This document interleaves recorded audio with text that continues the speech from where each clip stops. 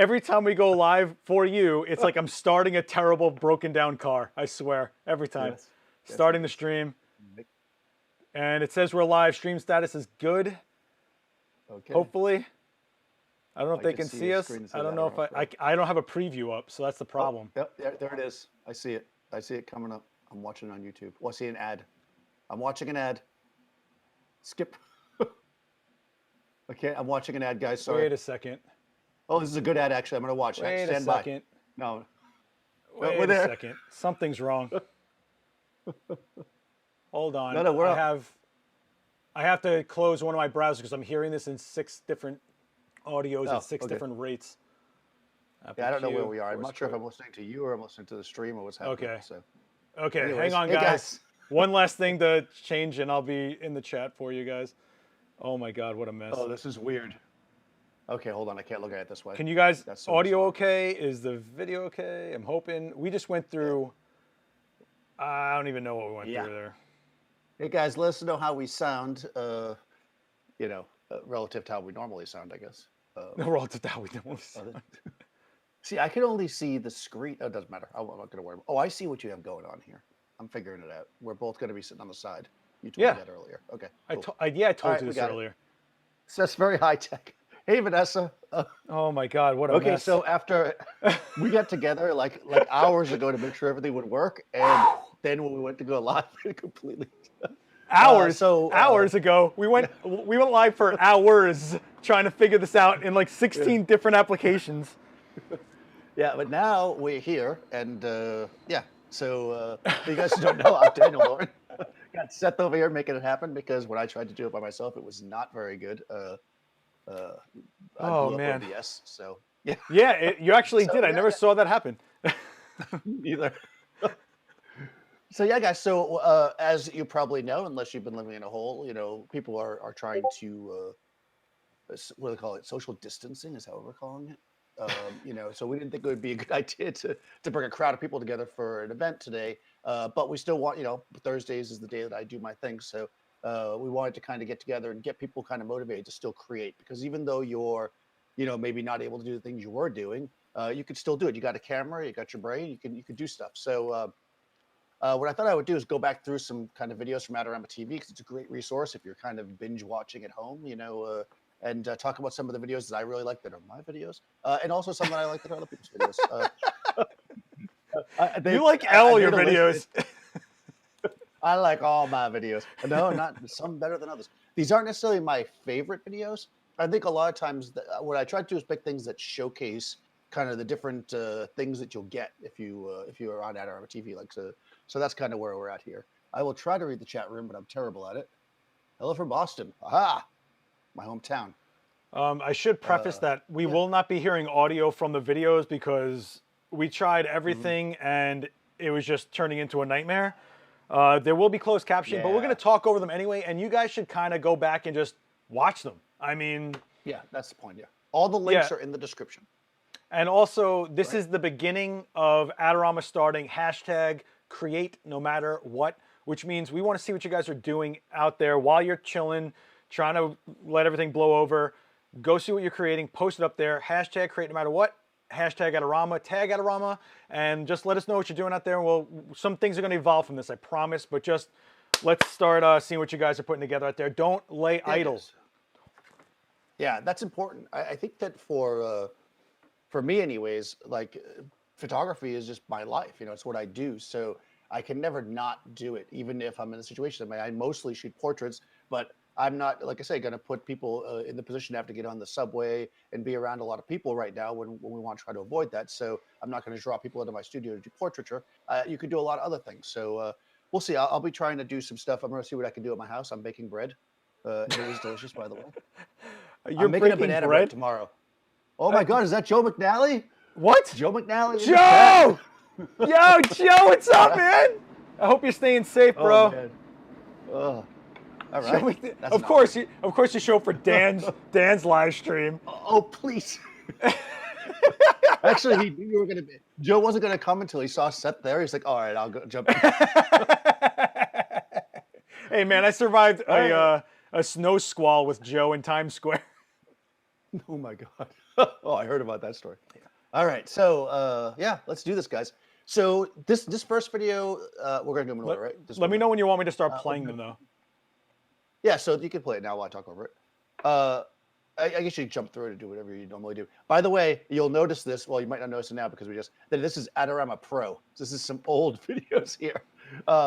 What I like about this video, the reason why I want to bring this one up is because it's actually pretty simple, and also it showcases my '90s grunge look, which Seth always comments on.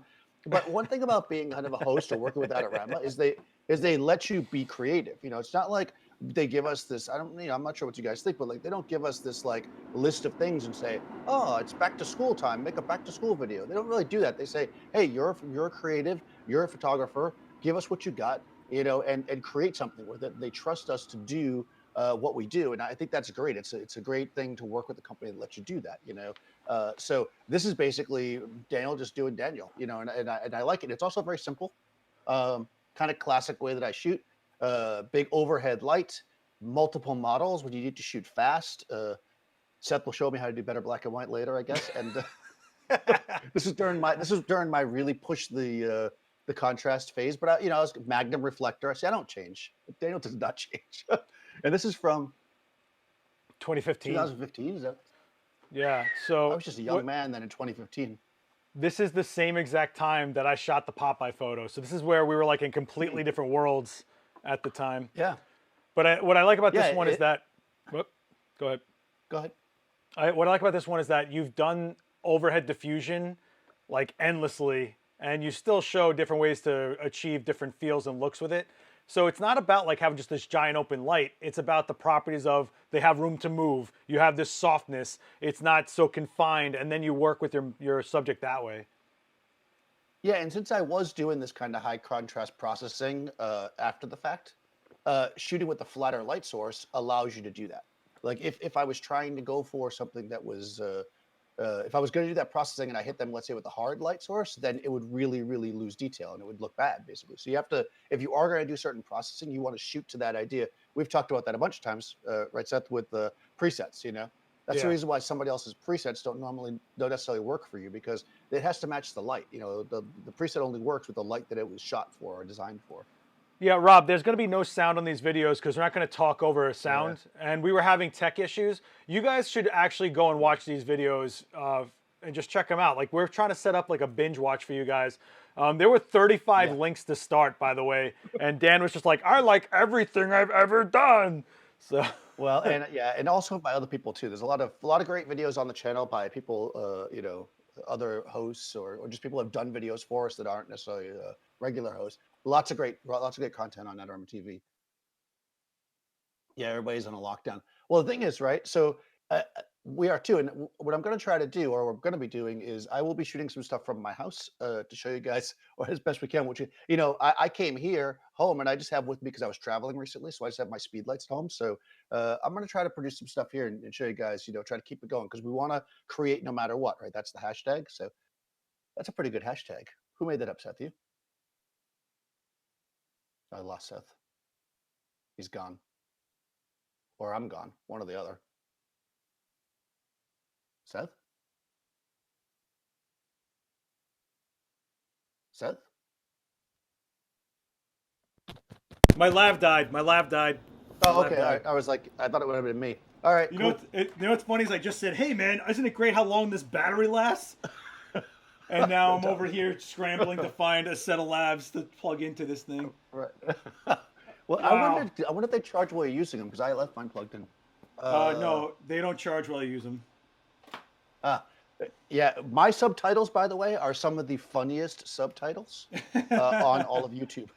It never knows what I'm saying, especially back in the early videos where I talked really fast, and we were Adorama Pro. Hang on a second. I'm trying to figure this out. Yeah. I'm hooking up some new labs. Hold on. Wow, that was 7 hours. You and me went back and forth about this. Then. Do you know that? Oh, Chuck, you can. No, Chuck, you can actually, if you go in the description of this video, all the links are there. I mean, you can certainly search around if you want. And listen, guys, on Twitter, can you guys hear me? Yep.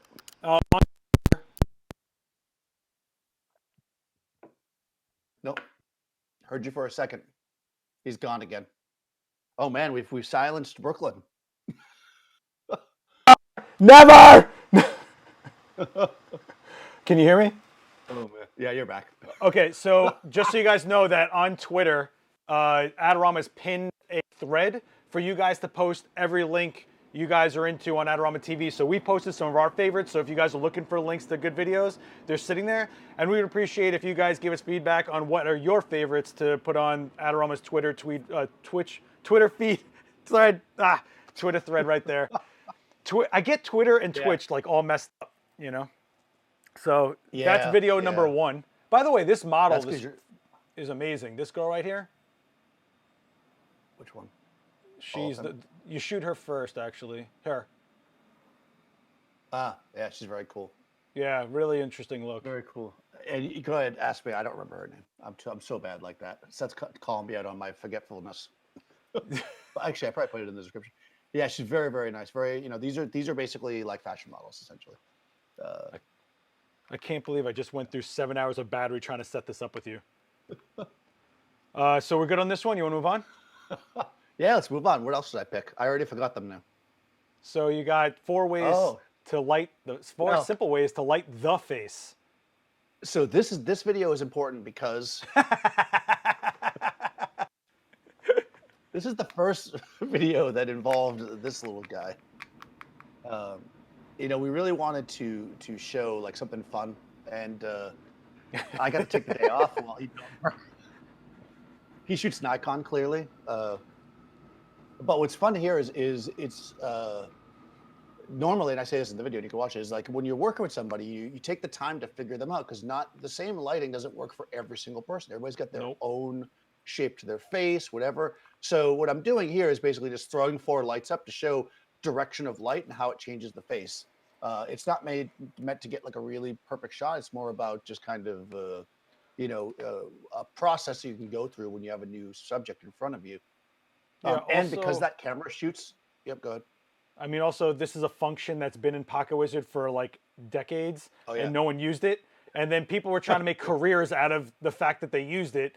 But you know what's funny about this video is I don't think you realize this was playing in the back of the store on loop constantly. And I remember watching this every time I had to go to Adorama, just waiting online for something so I can get to the next job. This is the video I'd be watching while I'm waiting for it. So you hate it. That's of course Sharina's amazing, as always, and she got to stand there and get tortured by the blasting of the light going through. She's phenomenal. She's always great. But the puppet is like this nice little Easter egg that pops up every now and then. It's so weird. For a long time, it was the background image on all the iPads on display at Adorama. So I had to find the first video where we used that guy. And we wanted something really special. And this was not easy to set up, if you can imagine, because it was like a lot of lighting and but we really wanted to do something special. And what's cool is if you go to the end of the video, you'll see all the lights firing so quickly, because you can do that, with the Pocket Wizard. It's basically, like Seth said, a feature in the Pocket Wizard that allows you to jump from light to light. Well, also those lights are set down to like 2.5 within like a foot of Sharina, so they can recycle stupid fast. Oh yeah, for sure. So we just like wrapped around. Well, that's what I figured out. We figured out the recycle speed of them, and then we figured out how fast the camera shoots. I think it's like 10 frames a second or something. So that we made sure it would recycle with the motor drive, and it just tested it. So like that. That's how you plan out a shot, kids. Crazy idea, right? Oh man, people getting cut off. Okay. Wait, what? I'm at the back. I wasn't caught up on the chat. As usual, I'm behind. Oh, as usual, I'm behind. Yeah, if you guys have any questions in the chat, this is the stream to do it on for sure. Right. Oh my God, when he has you moving the light, oh my God, that's so funny. Yes, so thanks to the amazing team for making these shots work, Fernando and Dave and Sal. This would not be. You see us basically on camera, but we're just a very small part of it. AdoramaTV is a really great production. Only a few guys, but they're all really good. Except for that Seth guy. Yeah. Well, I think extra good. This was I forgot how long ago this was, but I think at this time I was actually right across the hall buying Stavros's large format gear off of him while this was going on. Do you remember that studio across the hall? Yep. Stavros. Anything else you want to the- talk about on this video? I mean, 147,000 views. How do you deal with that view count? Do you get self-conscious about yourself? Yeah, because I never get that many views. The damn puppet does. Yeah. You know, it's like all the work I put into this thing, and you know, this thing, no. But yeah. Hey, Fernando! Hey, Fernando. Yeah, so I didn't pick necessarily videos that don't get a lot of views or ones that get the most, but just ones I thought were kind of interesting in the pace. I mean, we're probably yeah, going to end up pulling. what else we got. We're probably going to pull up some more towards the end because we're going to have some time. But if you guys have any questions about any of this stuff, and how many guys have even watched the channel back in 2016? There's so many videos you guys probably haven't even seen yet that have been sitting dormant. Yeah, a Seth puppet was supposed to be made out of sandpaper, apparently. Do you remember that? Yes, that is the most perfect. Well, I think Dave was a paper bag. No. Fernando. Fernando was a paper bag. He was going to be a sock. Yeah. Sock. Dave's a sock puppet. Yeah, which makes sense. All right, let's see what the next one is. This one's Daniel, super special. Oh, yes. Hold on. Somebody answer this question before we start. Daniel, when you use panel reflectors, do you prefer to put them closer to your light source or the talent? Oh, like the Chimera frames? Is what I'm assuming you're talking about. Well, it depends. You know, if you want to basically, if you're using a diffusive panel, you want to fill the panel with the light. So put it at that distance is usually the best way to do it. You can get different effects by coming closer to it to create like hot spots and stuff, but generally speaking, you want to fill it. So it kind of depends on the light you're using, how close you put it to the light to the panel, and then the panel to the subject comes down to how hard or soft you want the light to be. Generally speaking, you put it close, but that's, you know. Yeah, I don't know if anybody was at the Photo Plus demo we did at the Chimera booth, but that was like the most legit way to use panels without a doubt. Yeah, that was really cool. At the video, we used those aperture. Is that what we used? No, Hive. Hive. Yeah. Oh, that was really cool. They're little par lights. They're really fun. Stuff has to be made with some pizza boxes. Oh, geez, I got pizza boxes here for sure somewhere. If you guys want to see, should make you a pizza biscuit. Yeah, actually, do I have a pizza box over here somewhere? Yeah, whatever. I'm not ordering pizza right now. That's for sure. Yeah, pizza does not come in boxes where I come from. What does it come in? An envelope? What does it come in? I don't know. That's all right. We'll find it. Oh, so this one, a phone call. Look, you're popular now. Been watching Adorama since Mark Wallace was doing lighting 101 tutorials on Adorama Learning Center. Wow. Mark's still around, man. Mark's still doing it. Yep. Yeah, Mark's a man. Man, I got to tell you, after being on here all day trying to make this stream work, I don't want to talk to you anymore. I got to tell you. Yeah, I know. Yeah, I'm just ignoring you at this point. We went through multiple microphones, multiple setups. But anyways, yeah, so this here is also Adorama Pro. So this is also old. This is super special, though. Yeah. This was when we used to do, when we still do, I suppose. Well, no, we don't anymore. The events in the store, and then we would shoot the video in the middle of the event. And this was basically using flash duration. So this really shows you the power of flash duration. I think flash duration is like, I want to look at that event space. Look at this. Yeah. Multiple screens up here. They got moved to that wall. Wow. This is all, by the way, this is not the setup. This is all display that he had to move in order to do this demo. Yeah. So he made if you look on the sides, you can see all that stuff. I'm not using those lights. They're just literally display products that are being pushed out of the way. Yeah. And he had to find enough room for them to do martial arts in like a 4 foot by 4 foot square. Yeah, and we did it. And still to this day, it always cracks me up that Cassette will test this when you come to these things. So we have these Broncolor lights, and we're having this like amazing action. And then once I had the thing set up, I was like, hey, you guys want to try it? And literally a guy walked up and he's like, oh, I don't want to use the flash. I'm like, okay. It's like a half a second exposure. And he's like, oh, I like that. Oh, you know what it is? I think for a long time with these demos, people were like, I don't like the look of Flash because they've never properly used Flash and they just think it looks like this artificial mess. But they also miss the whole point of the demo. They just go, yeah, I just want to get some shots for myself. I don't really care about that. How many times have I set something up and then people walk to like the other side of it and shoot it completely wrong? Yeah. Yeah, it's like even if you have a certain style or a thing that you think that you're doing that's right, when you come to a situation where you can try something new, try it. It's like this will, you know, even if you can never afford this. I mean, I can't afford a Scoro pack. It's like a $20,000 Yeah, pack. yeah, But you know, yeah. for some jobs, well, I think too. I talk when you watch the video. I can't remember the exact watt seconds, but I think I'm using like 12 watt seconds. But because they're so efficient, I'm shooting at like f8. Yeah, You people know, don't it's like get that. That there's crazy. a yeah. I'm Yeah. actually gonna do. I'm putting together a video about what flash power is because numbers don't mean anything. It's the efficiency. Errol, I just want to say thank you for sticking through what's going on right there with us. Come hang out with us. We can't do this without this chat room. So without you guys, we don't do this stuff. So it's a 50-50, you know. So thank you so much for being part of this. And don't forget anything you guys are doing right now and you post it, hashtag create no matter what and tag Adorama so they can find it, okay? And where is your Yeah, flannel, definitely do bro? that. Yeah, well, no, back then because we were trying to, it's all about branding. I had that Adorama Pro shirt that I used to wear. It's pretty classy. I still have that actually. You And of guys all course, had those. nothing changes. Still shooting tethered. That's true. You know? It's true. Yeah. That was an So expensive this is, setup, though. yeah, it was. I basically used two lights from the back, and the space itself became the fill because the light just bouncing around. Well, what a Well, fun! I mean, using that level of equipment is so fun.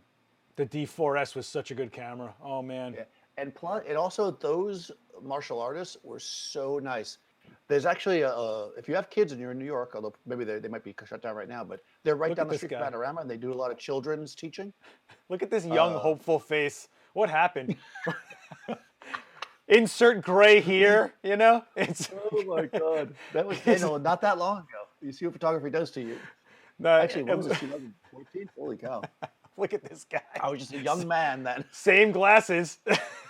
Yeah, it is. Yeah, yeah. That doesn't This was change. Once every a couple of decades, I change the glasses. But they were this- great though. this Yeah, was crazy. such a fun one to shoot. Yeah. Well, these events are what actually got me involved with you guys because we would always come. I'd go there and you'd sell me all the stuff I needed, but then I'd start doing the demos. You start doing the demos. I'd be like, oh, let me get in there and change this, change that, and after a while, we're like doing stuff together, and then just evolved from there. So these are the kind of things that got Adorama to where they are right now. So, you know, I need to become a Broncolor ambassador. Yeah, tell them that. I like some Broncolor.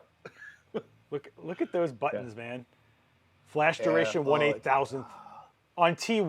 1/8000. On I T1. know, it's nuts. Nuts. Not So T5, good. T1. You guys know the difference between T1 and T5? They're about 4 T's. Yeah, about 4 T's. All right. A little more sparse on the top. Yeah, yeah, yeah. Oh, that's I not know, I'm called old. for. Let's see what else we got. Oh boy. Oh, yes. So here's the other thing. Like everybody, the reason why I like these, of course, Mark and Gavin are amazing, but like every host on the channel has their own personality. And I really like that shines through in a lot of these things. So these challenges are so funny. They had me dying,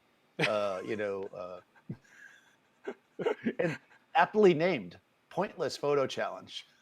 But they did a couple of videos like this actually. But this first one, I don't know if this is the first one, but this first challenge I love because they basically have the subject photograph them, and they're not allowed to like touch the camera, and they just have to tell them what to do.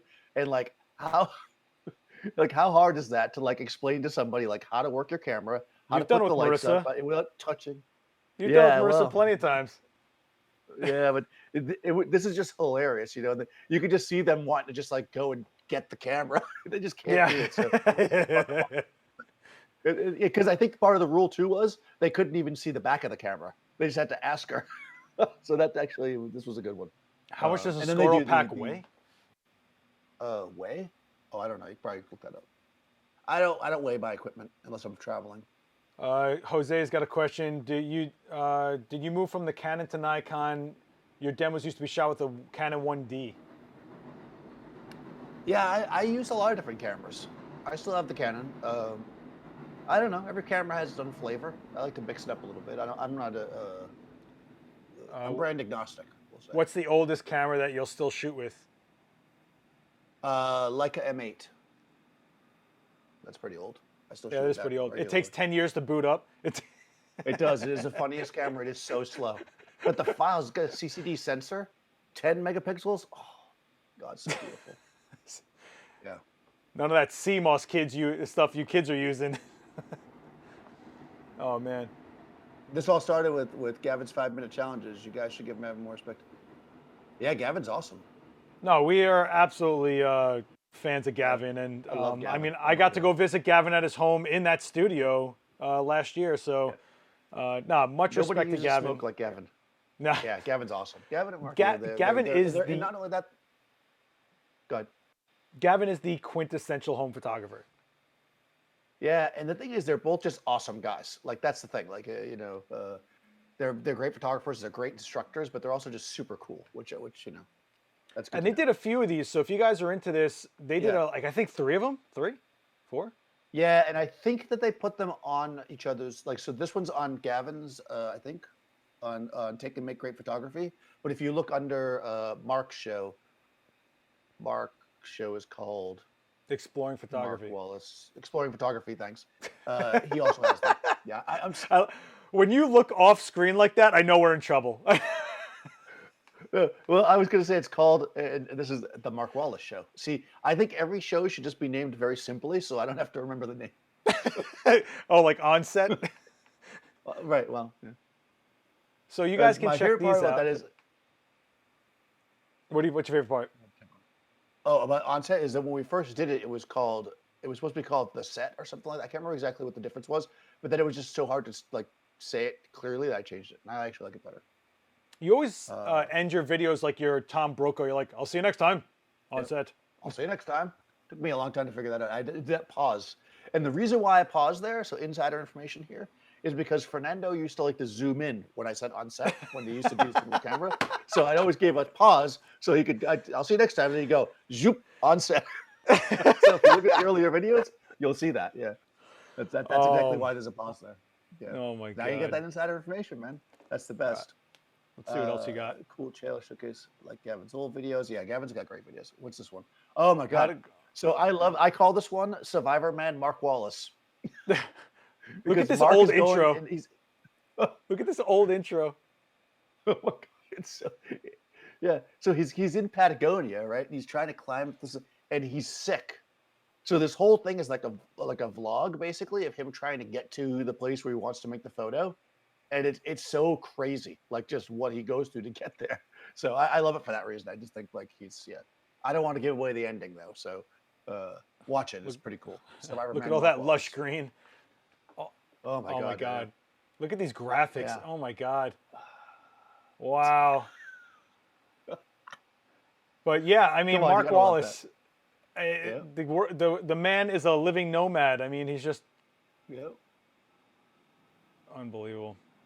So yeah, you guys should check out Mark Wallace. I don't think Mark has ever, his videos are just so vast. From sitting down to showing you how to use Lightroom to like climbing a friggin' mountain. Yeah, and I like this one for exactly that reason. It's got like a lot of like his, like I was saying, like personality, and you get to see Mark, and it's very real because sometimes we go through these things where we're trying to do a certain shot and it's like a struggle. It's definitely a challenge for him to get to where he wants to go, and it's him against nature essentially. How come you're not doing this? I always mention. Why aren't you climbing mountains? What is this? Because I am fat. But maybe I wouldn't be if I did that.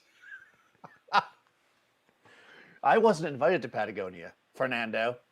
Hey, So I wasn't invited. Don't start that. That's true. Yeah, no, this is back when Mark was traveling around, and somebody made a comment, Trevor. Yeah, Mark traveled around for a while, well, he's still traveling around, but just traveling around with his Leica.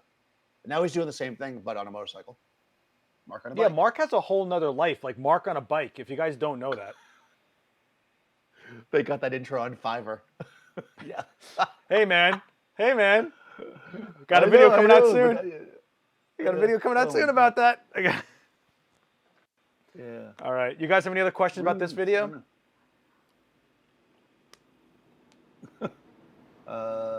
It's like fake. Delay, Like, delay, doesn't this delay, look delay. ridiculously fake? It's insane.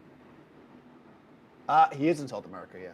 I believe so. If you want to hunt down Mark Wallace, he's in South I America. think he's in Argentina right now, actually. Yeah. He's Where got in like the a world? GPS on his head. You can just... Where in the world is Yeah, right. Mark Wallace?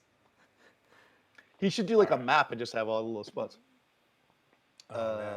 We're yeah, kind of listen to the blowing chair through like, these. haha. Oh, so this one, and you were here for this actually, Seth. You were there. See, Was we're I? getting there. Was I? Yeah, yeah. Yep, you were there when we did this. So this is again one of those. A lot of times I get the question, "Can you do this with?" So this is one of those videos, and sometimes I make a video where I'm like, "Yes." And this is one of those videos where I'm using a specialized piece of equipment in a way that you kind of can really only do with that piece of equipment. Just to show you, it's not like you have to own all this stuff though. You have to remember that. Like if you have a job that requires something, you can always rent or borrow or whatever. But we're using a projector on an HMI. You're not going to get that look. I mean, I do mention in the video, like you could use cookies or whatever, but you're never going to get it as sharp and as perfect as you are with the proper tool. And, that's what I kind of set out to do in this. But what ended up happening was we were shooting and I realized if I left the house lights on, which are these kind of LED lights that are just in the ceiling, it actually looked more like natural light. Because when you think about natural light, it doesn't just fill a small spot. Like that's usually the giveaway that like it's not natural light is when it's lit like in a small area. Natural light coming in through windows is usually hitting the floor first, so it's bouncing around in all the directions off the walls. So by leaving on the house lights, I actually was able to create this kind of more ambient feel, which creates I think a nicer shot. And I think that was kind of something that might be one of those things that like slips away because a lot of times people don't. You may not notice the small little things in the video. And I think that was something that really was important in this one. And this is not old. Yeah, I do remember this now. I remember you were just like trying to map it out. You didn't even have this like fully planned out. You're just like, I'm going to do a shot like this. And you just put her into the corner by that I-beam and went for it. But people don't realize that when natural light looks like it's coming from everywhere, it's just not all the same exposure. So when you have a natural light look, like people think they got to put a light outside of a window and just blast it in and somehow that's natural light. But what you're really trying to do is skip it off the window, get multiple lights so they're going in different directions through the window, have it bounce off the floor from another light inside because we're actually looking at people with light lit from underneath because light is reflecting off the floor. In fact, I think the last time you went live, I was like, let's put a CTO on the floor to make it look like there's like a wood floor there and give it like a warm glow, Yeah, that's true. Little things like that, But see, I mean, if you were paying attention to that, so you see, like it's darker, it doesn't look as real. It looks like somebody's shining light on it. But when the light is kind of more filled in, it looks more real. So, I mean, you can go for the kind of artificial look as well. Not that it's bad. What's up with Marissa? Well, follow her on social and you'll see. She's traveling right now, I believe. You guys got to follow these people. Give them support so they can become, famous and never work with us again. Yeah, I'm really glad you started doing this in your videos where you have like the actual real-time shoot and then the shots coming up in the frame. Yeah, because I used to cut back and forth, but I felt like this is better when I can with the multicam. I think it just works better. I learned the crop function on Premiere. I need to learn that. I am the worst video editor on the planet. Yeah, it's not our primary function, so we just learn it as we go, just like anything else. All right, let's see what else we got going on here. Oh yeah, this is current. This is. Yeah, well, I didn't pick all old stuff. Well, I mean, you might have to pick some more videos because, quite frankly, we're eating through these. We got it. No, we got it. We had a shot clock before. Yeah, the reason why I picked this one, a couple reasons. Number one, that Zeus is a very precious thing to me, given to me by a good friend, Andy Cahill, and I wanted to photograph it. But I also did it because this is one of those cases where you see so many people, like the videos that draw people in a lot of times with like the keywording and searches. Like if you look, are all like simple, one light, this. But when you're a product photographer, sometimes you got to just do it, And I'm using like 5 or 6 lights in this video. Like that's what product photographers do. Like that is product photography, and that's some of the best parts about it. If you're a product shooter and you're constantly just shooting with one light, you'd be so bored that you would just like stop doing it. Like using all these lights and using all these specialized tools you can get, that's what makes that kind of photography fun. Because clearly the product's not talking back to you. You don't have that interaction, right? So everything's about this like Like, what can I do to make this even more precise, more awesome? So I just took the time to do it in this way. You know, and I'm not a product photographer per se, but I shared a studio for a long time with one, and I mean, the lengths they would go to do stuff was amazing. So, you know, put some time in when you want to shoot product, and you'll get results that are very special. And Yeah, that's I the think difference. people don't realize how meticulous a product shot is because that product isn't going to get tired. You are. Like, you've got to stay there until you get every single thing. Remember when we lit that black glass bottle and we basically built a tent in the Right. entire studio because we couldn't get the Yes. Yeah. The reflections.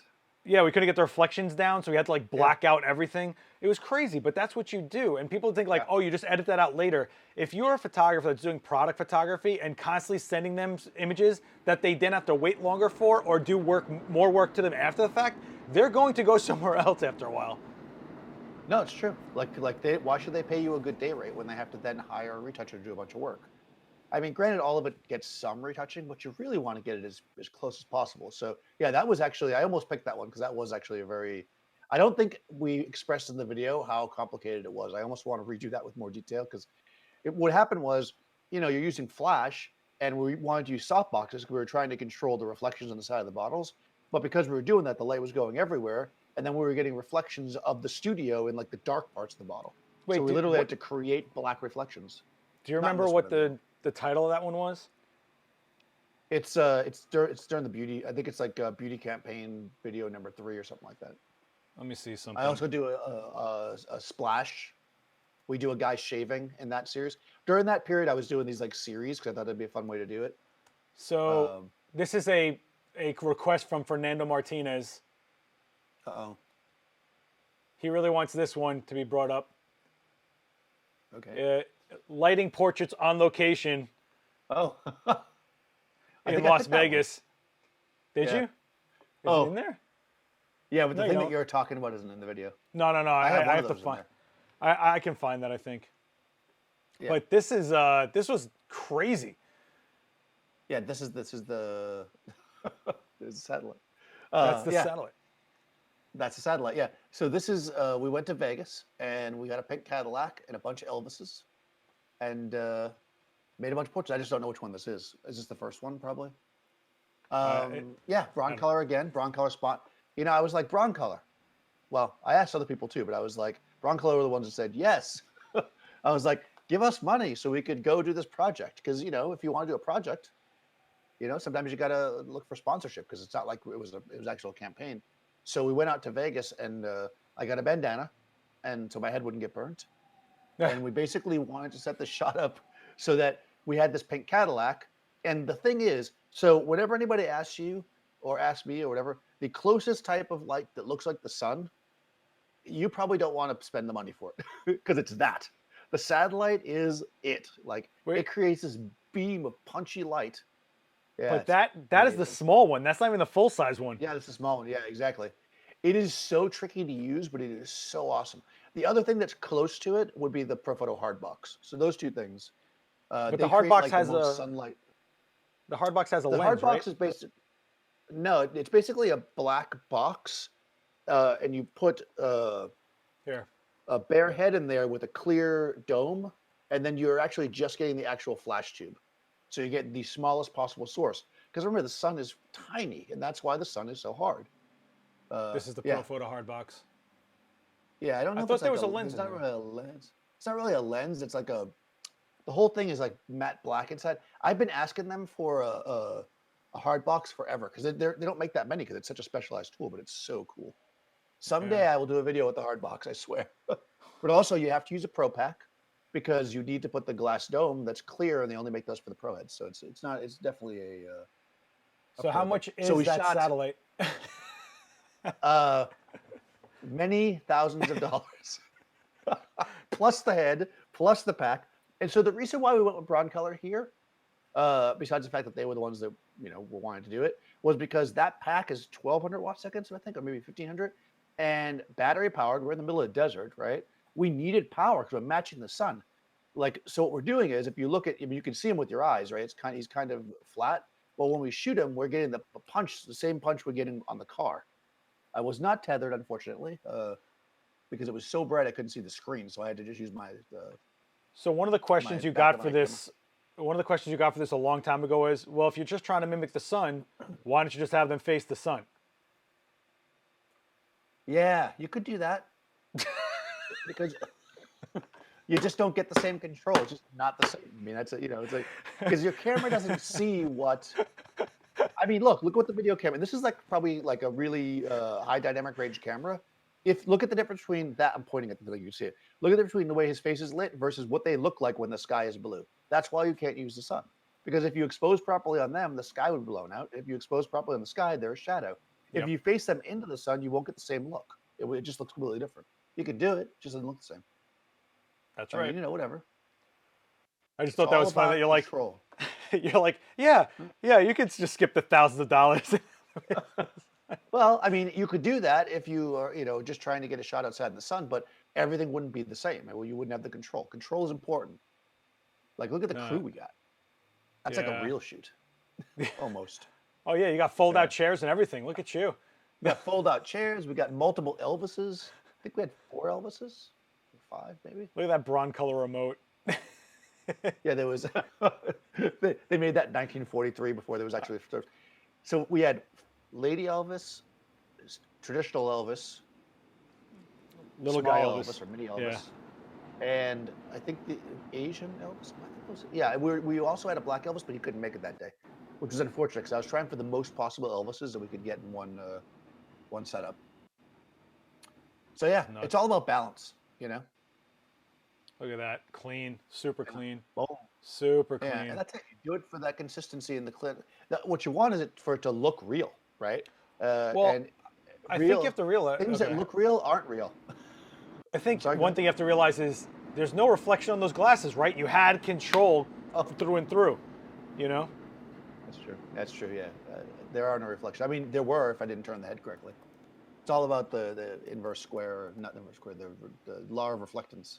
Oh, this is it. This is the one we were just talking about. Yep. This was a night. I remember being on set with this, and I was going to kill you. Yeah, it was terrible. It was terrible. But look at all the foam core. Like that's how we did it, because that's how you got it. But look at the laptop. Like that is out of camera. That's exactly the shot they were gonna get. You know. So let me see if we can get to like the setup. So we got the background with the fake barn door thing. Yep. What do you say? If you're paid by the light, I can't imagine how much you make on multiple Elvises. We get paid by the Elvises. Look at this. What a. And to make it look like a sun window, you basically are doing for like a sunlight window. When aren't you going to kill him? Yeah. Angles. Yeah. Oh, that's when we put the tape on the softbox to make it look like a window, right? Yep. Yeah. Yeah. We controlled different things to control what it looked like. That's what it was all about, controlling that reflection. Hey, that's my head. About removing. Hey, Seth was there. But wait. Because the thing is, I want to show this really quick. Go ahead. Hold on, where is it? Yeah, that. So this is actually a template. That's a template to make it look like there's actually a window there, but sometimes it just still doesn't look organic, you know? Yeah, we were playing around with a different idea because I think a lot of people are obsessed with removing reflection, right? Removing the reflection versus using it to your advantage. And if you're shooting something that is reflective and also has some shape to it, you want to use reflection. It creates a shape, basically. Oh my God, I guess we did show how bad it was. Wow, it was tough.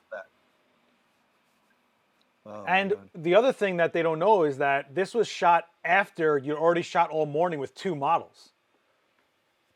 Yeah, that's true. Yeah, we shot a bunch. Yeah, like this wasn't like, hey, we're going to do this one thing today. It's like, no, you had to be that versatile because that was the campaign. That's the campaign. Yeah, we did everything, yeah. I think I said at the end, this is the last shot because we got everything. Yeah, there's the cookie, the famous cookie that's... And the cookie is basically making it so that this strobe over here is breaking up. So when it hits the barn door, it's not just like a light source, but it's more like a pattern of organic light that might have come through some branches on a tree that are coming through a window. Who knows? Exactly. That's the point of it. We're trying to make it look... Yeah, it takes a lot to make it look real. But because the thing is, looking real and being real are 2 different things. Like the camera sees completely different than we do. We also have this idea of what real should be, like perfect real. You know, like real, like to make that background the right underexposure to get the bottle to pop more so that this reflection doesn't take your eye away from the logo. Like all that stuff is what you have to consider. And that's what makes a product shot look real as perfect as it can be. Not, oh, let's make it look real, but with real light, because it's not going to be ideal. Yeah. And notice, by the way, how, because I had to style this because we didn't have a real stylist because it wasn't really a job, that my scrubby pads matched the bottle. That's right. Look at that. You included the orange one. That was hard to find. That was hard to find. I literally went out there and like found stuff to match it. Yeah. That's what stylists do. All that stuff's part of the job. Hey, everybody in the chat, why don't you just tell us where you're from really quick? We're really curious to know where you guys are from. You know, don't sit there all quiet. Everybody, we're here. Everybody at home scream. 1, 2, 3. You know what? You hate on my style, but you know it works. I do. Oh yeah, Vanessa it hates makes people scream. Vanessa hates my style too, but she just I love your style. How many lights are there? That kid's got potential. Well, you were the reason I started speaking. You were like, "Yo, you should really start doing this," and I was like, "Nah." They're like, "Hey, we actually pay people." I'm like, "Wait, what?" I was like, right. Oh, pay, yes. Yeah. It's true because you're pretty great, but I didn't tell you that. All right, let's see. Texas. How many? So they're asking how many lights do you think this was? Oh, I don't even know. 3, I think. There was one on the background, the box here. I think we just did a reflector over here, right? Yeah, I think so. I think it was just the one big soft box in the background light, to be honest, in the end. It was more about... We wanted to create, the shape. Yeah, it was more about the negative fill than anything. Yeah. Yeah. I know, right? It was only 2 lights in the end. It wasn't actually... Yeah, I think it was 2. I'm pretty sure it was 2. I can't think of where another light would be if there was 3. Yeah, Did you Plexi. There was Plexi, yeah. Plexi's the best, man. Yeah, I love Plex. Yeah, we used Plexi. I even did the glycerin spray. Don't you remember? I think you probably did that. You probably like, I know how to make that. Yeah, that's just right. Like blood. No, actually, without the red. Wait a second. Is that the zombie sweat stuff that I made? Yeah, I think it was zombie sweat. Yeah.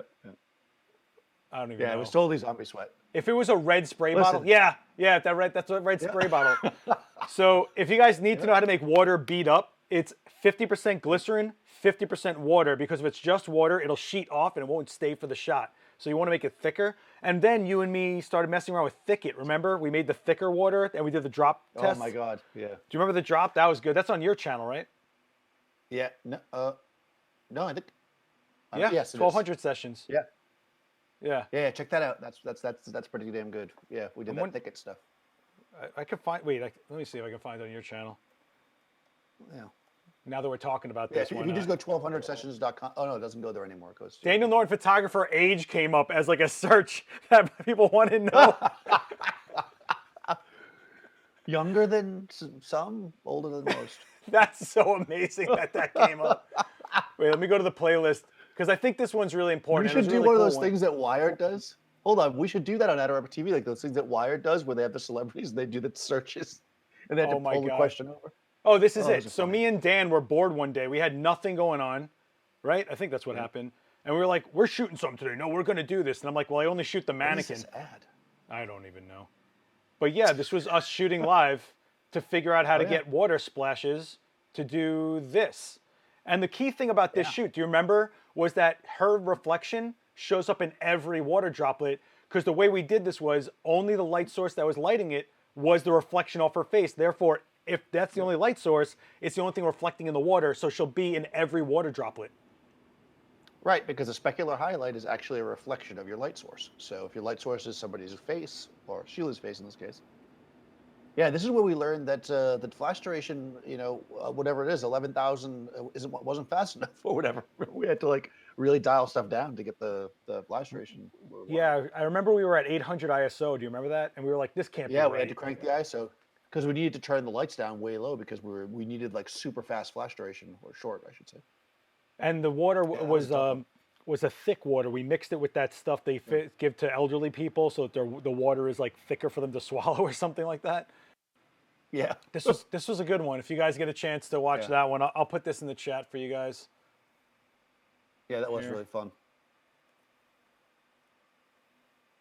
Oh, guess you can copy it. All right, so let's go forward. All right, what do we got next? Oh, cool. Oh, so this I had to do a simple one because I didn't want to get too right after the complicated one. So this is literally the guys, Fernando and Dave, and I think Sal might have been involved. Fernando could probably say we're shooting a short here. That's actually on AdoramaTV as well. It's under the video show, maybe, or film form. Maybe Fernando will pop it up. And we had this space. This is actually at YouTube Studios. They had this Halloween space, and I was like, oh, because I take advantage of everything. I'm like, let me shoot a quick onset. So I just had 2 speed lights with me in my bag because that's what I carried, and we literally do this, and I wanted 3 flashes. So Alana actually ran through the set with a flash and shot it twice with a super long exposure, and we created this like weird ghostly kind of blur, but also with a pop. So a pop and a blur. Also known as I never heard of this. I've never heard of this technique. Yeah, it's weird. You should try it sometime. But see how long the exposure is though? She's walking that slowly, and then she comes up and film boom, form. flash it. Film form. Film form. Yeah. So you can watch the video they shot, which was pretty awesome and has nothing to do at all with this. Although somebody handed me that armadillo, whatever. Armadillo. So I had to hold it. Yeah, I don't know what they were like. Here, hold this. You're at f22. Oh. God damn. Yeah, 10 seconds at f22. The problem with f22 on a lot of lenses, it loses all the sharpness. Yeah, it does. But I mean, for what I was doing, I didn't think sharpness was super important. Being that it was going to be a big blur anyways. But you can see like Alana basically shoots it, and then she's walking super slow. Alana runs into the other room, and then shoots it again. Although, of course, because the video camera misses frames, you don't see them go off. But basically, that's how we did it. And it was just really fun. Just a really super simple thing, that we were able to do. At first, I think I had my flash on the camera. Oh, there's the photo. Go ahead. Yeah. No, I was just... Yeah, just a fun little trick you could do for there. I popped it twice in the front, Fun stuff. And a short video. So check that out. Yeah, it's a good one. On AdoramaTV. Yeah. Oh, it did release on Halloween. Oh, okay. Yeah, it was a Halloween video. Only 6,000 views. Video for Halloween? Only yeah, 6,000 watch that views. video. That's why my I know. career is so low, because no one cares about the Halloween grimy stuff. They're just like, nah, we're good. Although Gavin will do a Halloween video and they'll be like, yeah. Well, that's because Gavin's the boss. Gavin's awesome. But speaking of that, if you go to the next video. What's the next video? Oh, hey, man. Thanks, man. So this is Seth doing it correctly.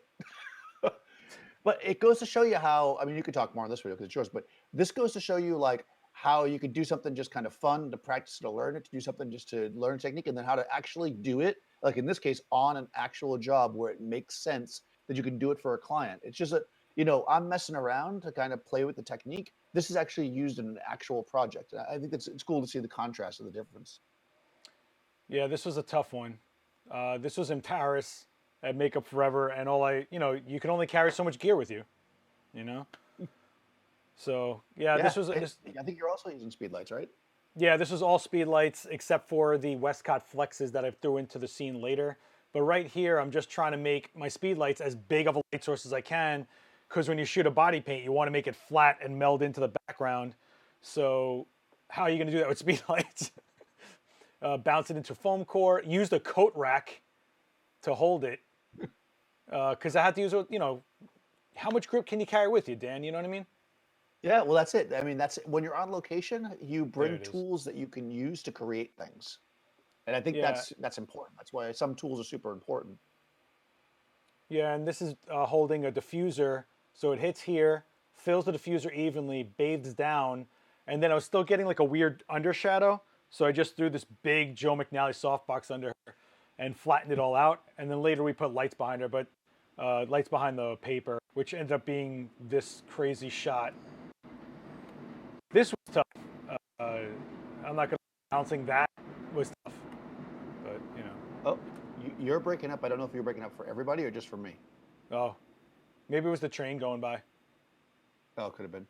But then there's a second makeup that we do the pop and right? This thing. Is that what you're talking about? Yeah, this is the one. This is the reason why I bring it up. Yeah. Yeah, this was. I don't know. You have to realize how much goes into those makeups and how expensive they are, and then like they're gone forever. So you want to try to do everything you can. So there's pop and blur. Or blur and pop, rather. Yeah. Right, exactly. I guess mine was also blur and pop, right? Yours was a I don't multiple think that flash. exposure. Yours was like all Yeah, about. it was. Yeah.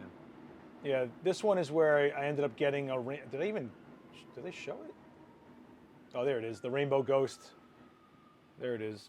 Yeah, that's great, and that just shows like professional final execution of a technique on a project. You know, this is where you want to get to. You know, where a lot of times we're just showing technique for you guys to learn, but here's that's where you want to be. You know, Yeah. when you shot that, I'm sure that the client was probably like, "Oh, what?" You know, Yeah, that I don't wasn't think some people. Photoshop blur. Well, I think that your client shouldn't expect the level, right? Like you give them a professional quality and then you give them something elevated and that's what makes them remember and tell people to use you, you know?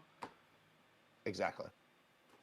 I mean, that's it. Because I say this a lot when I do the live demos. It's like, you know, you could basically shoot it plain and be like, "Oh, I'm going to do cool stuff to it," or you know, or if they see your Instagram and there's cool stuff. But when you do it in front of them, it's a little bit of an ego thing, but it's nice to just be like, "Yep, did it." It's a little That's bit how of an you ego do it. I thing. mean, you know, Hence yeah, Daniel's but whole you know, career is doing live demos. exactly. Well, because it's a skill, right? It's a skill that we've honed and developed over time, and you like to show it off. I guess I don't know. I mean, I couldn't do that. You know, that's your pop and blur skill is awesome. Well, I think it's Uh, also tough to work with people who never modeled for it. They don't know where you're going or what yes, you're doing. yeah, that's So true. props to my model there, Karine. She was amazing. And that's Fernando, by the way. Look at this guy, this Viking over Yep, here, this Mexican Fernando's Viking. out there throwing the beard out there. Oh, that's when he had the man bun going. Yeah, that was a Yeah, good man. look for him. All right, let's go to the next one. Uh, so Chris, did you shoot the girl that plays Clementine in Westworld on that balcony? Uh, no, I didn't. Did you, Seth? Nah. No.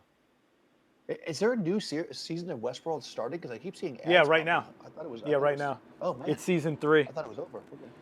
Oh, very Nah. cool. So there's Because I a mean, you know, bingeable. yeah, I got to exactly. finish season 2, man. Let's stick here. Yeah, It's no, watch AdoramaTV. It's more interesting. It'd be hard doing live demos of mediocre photos. I mean, I don't know what you guys. So listen, we've been doing these demos for a long time, individually and together, and we never really hear the feedback from you guys because I think we're just always concentrating on the demo. And this is a really rare live stream to just kind of talk about your feedback, right? Like, what do you guys really like about the demos? What do you look for in the demos? What do you get out of them? What do you hope for? Let us know in the chat. Yeah, that'd be good to know. Good feedback is always important. So a lot of people asking about rear curtain. So in Yeah. the case of mine, which was the previous video, I was just firing the flash once the thing was open, so it wasn't any curtain. It was totally manual. But yours was Rear. rear curtain for that? Yeah. Yeah. Yeah. Yeah. Rear Yeah, curtain, because you have a better shot at it. yeah, for that kind of stuff, because you know that the flash is going to be the frozen part, so you can kind of like have them end there. Well, I just think it works also better for that. the exposure of the flash, if it's first and then the blur happens, it's easy to get them like messy and not clean. So once the Yeah, flash 'cause the happening blur at the goes end, over the. yeah, the flash happening as the last exposure hitting the sensor or film or whatever usually gives it more of a solid foundation. Yeah, I agree. I think it just that works out much better. Plus, I don't know I about mean, you, there's man, times but where you can do it. yeah, I don't know about you, but I like to see where something's going or came from. Rather, I'm saying I'd rather see Yeah, where yeah, something I came agree. from than seeing in reverse, kind of. Yeah, I Patty agree. Mattis. I think there's times where that works, but it really has to be the right shot. Like so that's why we have both options. Yeah. Patty Mattis says, I like the demos because you break it down to simple steps and you explain concepts so we can apply it in our own lighting situations. And I got to say, Patty, you've come a crazy long way. Those dog shots are Yeah. amazing. She's We've come killing a it. long way, baby. Yeah. Isn't that the Virginia Slims? That's Virginia Slims, right? That's their I ads. don't know. Do they not have those anymore? Uh, How you come don't you, know about cigarettes? I think that sentence is 30% of your vocabulary. Is like, what, do they not make those anymore? Is that not on TV anymore? Is that not? Oh my god. Yes, that's probably true. Yes. But I A don't. video. Yeah. We're on a delay, so we keep on stepping on each other. Yeah. A video might be all kinds of useful, but the live demo always tends to go down rabbit holes, and the more fluid, I like them both. See, I think the live demos fill in these like weird little holes in the game that you don't normally see all the time. Most of the studio videos are interesting, but that is just not what I do. I do learn something from every video I watch, though. That's cool. Yeah, I think every genre of photography, you can bring in something from it to the next. I mean, product photography will teach you how to get the shine out of somebody's face and things like that. I mean, it's, you know. What do We you also think, have to Dan? understand that if we're teaching lighting, oftentimes it's just easier to show you in the studio Yeah. because you need a controlled situation to teach a subject. I mean, if I just had, and I do this sometimes, you do see some videos where I just go out and kind of film it more vlog style. I think those ones are cool because you get a feel for being on a shoot. But the kind of more controlled studio stuff is maybe more full of information to learn, in my opinion. Because most photo shoots that are actual photo shoots that you're just covering, you do the same thing all the time. I mean, it's basically there's only like 5 things photographers do. Babe. That should be a video. 5 things photographers do. And then we just do it in different situations, and that's kind of what we're showing. Here's 5 things you see at every demo. The 5 things you see in every demo. Oh, man. Daniel forgets the model's name. No, my favorite beginning to any onset ever is where you're like, remember, what's your name again? Ashley? Hey, everybody, my favorite model and good friend of mine, Ashley, here. No, she is my favorite model, a good friend of mine. I just Oh, couldn't my remember her name God. in that That was moment. the funniest beginning. I should have put that one in. Oh, too funny. Love out of the studio shoots as they challenge you more. Which do you prefer? I don't know if they challenge you more. I find that it really depends on what you're trying to achieve. Challenge insofar that you have less equipment, yes, but not so much conceptually, because I feel like studio stuff, especially commercial studio stuff, is more complex generally. That's why you're using a studio. Yeah, I think what people have to realize Honestly, that in a studio. go ahead. You want me to go? Okay. I think what people have to realize about a studio is it's all on your shoulders to build something from nothing. If you go to a location and it looks awesome, it's really easy to kind of get something that's worth looking at. Maybe there's always like a better way to do it or a worse way, but you're generally going to get out of there with like a really cool photo if you really look at the space. When you have an empty box, try to make something that's worth looking at and holding people's attention. That's tough, man. Dan? I think we got in the chat, we got somebody called the virus Corona. I have So we might wanna coronavirus. bump- Oh, Yeah, and their name is Virus Corona. Maybe bump them because they are probably not a real person. okay. Uh, yeah. Bye-bye. Oh, thanks. Thanks, Chris, for pointing stuff. Yeah. Now, right, the live stuff, Franz says, is really designed for that stuff where we just tweak things out and take our time and walk through it. So, hopefully you like those. Did tent pegs work? Yeah, you could do that. Well, we used to shoot on the beach in Miami sometimes with these old Hensil packs when they always Oh, wanted to use yeah. soft boxes because the thing is that commercial clients take forever to like realize that like they shouldn't just do it the same way they always do it. So early on when they started shooting stuff outside, like with strobes, they'd be like, "Oh no, but you got to use a big soft box because that's what you use in the studio." But it's like, well, but the sun isn't. But anyways, so you'd go out there with these giant soft boxes and of course blowing around. So we used to actually secure them with tent pegs. Exactly, that's how we held them in place. That's funny. Yeah.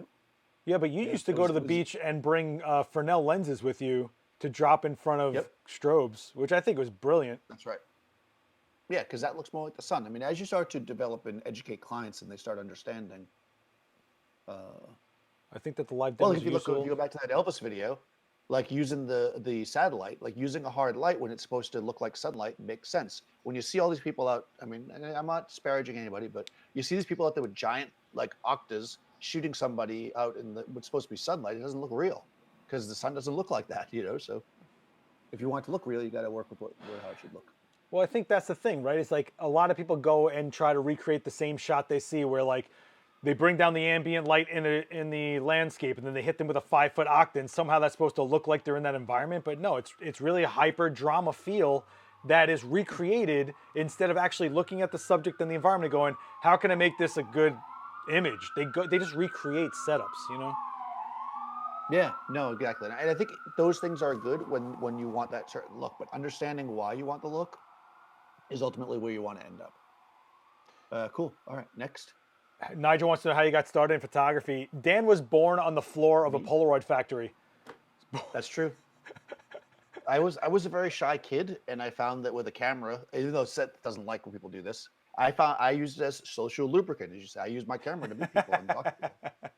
I really did. I mean, it allowed me to basically approach people and use the camera, as a way to kind of talk to them without feeling like, hey, For the So yeah, record, it's not that I don't like that. I just don't like when no, I know. people use it to be a creep. No, exactly. Yeah, that's true. I mean, you gotta not be a creep and do it. Yeah. I mean, maybe I was a creep. Who knows? Yeah. So this one's really funny Uh, because you shot in the studio that day and you're like, we're going to do a simple headshot video. And then you're like, Marissa came in with these giant hats. yeah, because that's Marissa. So yeah, and I put this one because first of all, everybody always asks, can you do it with small flash, and also because this is a great example of exactly what people are commenting about, which is these can go all over the place. Seth gets involved usually, as well, throwing an input and like working with other photographers is such a great way to make your stuff, to level up or whatever we want to say it, like get better, right? I think a lot of people, especially when they're new, if there's another photographer there, they almost like, oh, don't tell me what to do. I'm better. No way, man. I look at somebody's work I respect, and I'm just like, hell yeah, I'll try that. Like, why wouldn't I? You're an amazing photographer. So I love getting input, from Seth, of course. Well, I think it's So yeah, I think you that's have you have to find the right peers, right? You can't find people who are condescending that won't teach you what you want to know, and you don't want to be the guy that's constantly bringing people, like kind of dragging people that are still hesitant, trying to learn foundations. When people are at the same kind of peer level, that's when you really evolve each other, So I urge you guys to get out there and be communal when you shoot and try to find people at your skill level, at your experience level, and try to learn together. Yeah, exactly. That's it. Find peer groups, work with people. When I was first starting, like I mean, I was a photo assistant. That's really how I got into commercial photography. And all the assistants would always help each other. That's literally what we did. We'd be like, oh, I'm trying to shoot something for my book next week. What do you do? And come by and help me. And we would assist each other for free because we couldn't afford to pay each other because we were broke photo assistants. But we all learned and grew together. And I made great friends that way and was able to build my book up. Wait, what does this say?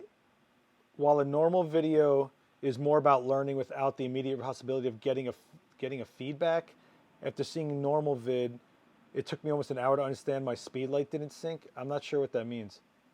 Well, I think what they're saying is that if they're watching a live video, they can ask the question. Whereas when Oh, they just watch a video on how to do something, then you got to just hope that the video is produced in such a way that you understand it. Because that's the thing too. That one thing that's great about AdoramaTV, in my opinion, is that because we have so many different hosts, like you might see us do, like Seth might do the same thing I do, or Gavin might do the same thing, or Mark might do the same thing, or Vanessa, and we're all doing the same kind of technique, but you might learn differently from different people.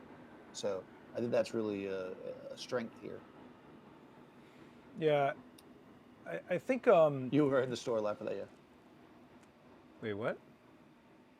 No, Jose said he was at this one. Yeah, you were. Yeah, yeah. This was a cool And one. It we was also appreciate like, it. remember how hot it was? It was like dead heat Yes. of summer or something. It was like Yeah. crazy hot. Oh, and actually, it says March. This is a Yeah, it year was very ago. hot though because the heat's on in the space. Yeah, we were dying. I remember how bad it was. And also like I love the contrast between like Erica and Marissa and like how fun it was to work with each one. And we're very blessed. We have a great life, so I can't complain. Yeah. They're both amazing. I mean, Erica is on a cruise ship. Last I checked, they're important. They can't they So can't get off the Erica was ship for just a little actually bit. Joe McNally's dead ballerina. Oh, that's right. Yeah. And she is amazing. She's so great to photograph. What a great model. Shout out to Erica. Yeah, she's always excited. She's easy to work with. She understands what you're trying to do. Yeah. So Amazing. We yeah, work and with some great people, but that's part of it too, is like finding the chemistry with the people you photograph, just like they need the chemistry with the people who photograph them. You can't just like think it's always one side or the other. It's you both have to put in for a good shot. I think what happened here So, though that we both responded to was we just kind of like let it fly on this one, right? yep. And that's Yeah, where we started getting. I was so tired. You can always tell when I'm tired because I get crazy. But yeah, we got some good stuff. It Yeah, was and there really was fun. I mean, the projecting of the shadow was really interesting. yeah, Do, super do we have fun. a shot of that? Where is that? Is that it? Who knows? Well, So once you leave these, the multicam, it's all over. I know. Who knows what Well, people are going to see? now I now I left it for. It becomes about us at that point. It's like, you guys, if you're lucky, you see it. Were they handmade hats? Do you remember? Yeah, I think they're handmade. Yeah, they're pretty cool by They're that designer. They just they're they're technically not paper. hats, I guess. I kept calling them hats, but they're like paper ish. So Winnie 223, what ancient gear did I use back in the day that I'd like to use now? Actually, when I lived in Miami, what Seth actually mentioned, we used to use a lot of these like Fresnel, like 12-inch Fresnel lenses that you could put on the front of like a Speedotron or a Norman pack or head, and they were amazing. I mean, we used to use them all the time, and I don't have anything like that now. I'd love to. Shout out to Speedotron. We could do it. I got Speedo packs still. Actually, I got two Yeah. Speedotron packs sitting right there. Yeah. Oh yes. Yeah. Handmade hats. This was a really cool demo. I like this one. Is it normal for a 50mm 1.4 oval boy to have lots of bloom and CA? Uh, What? Maybe. I don't. It depends on the lens, I guess. I don't shoot with that lens, so I don't know. Cool. All right, next. Wait, I actually I'm just have to be trying done at 7, just so you know. I'm- I have I'm- something at 7. Oh, I'm sorry. You're so. Actually, well, because you told me we were done at 6. Blah, blah, blah, blah, blah, blah. Oh, hold on. Or is this thing at? Hold on. Is this thing at 7 or 6? Okay, well You that's told not me the time. 6. I'm like checking my skill. Well, I have a thing.